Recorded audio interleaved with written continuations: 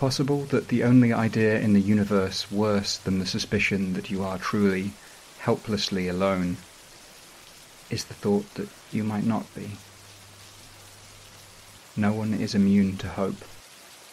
Even the proudest sociopath, the most unashamed misanthrope, must occasionally dream of stumbling into someone who truly understands them, no matter how absurd and impossible that longing may be.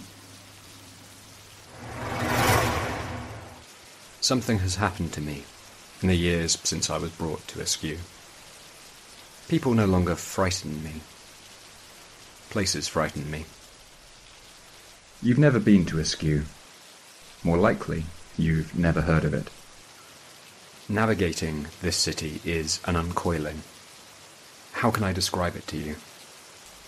These places have been with us since the beginning of time. So-called haunted houses.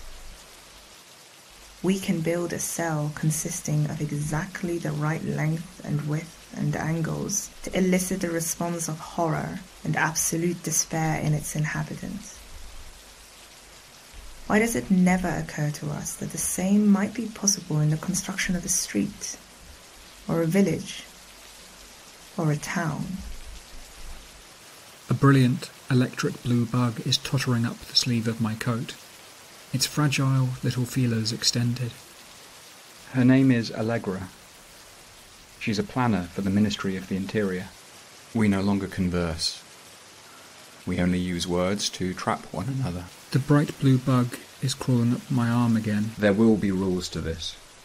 No matter how cruel or submerged in the grotesqueries of the mechanism, I have never known there not to be rules. Why is my daughter bleeding? I do not have a daughter. The electric blue bug is crawling up my sleeve again. And that's when I see what's in the tanks.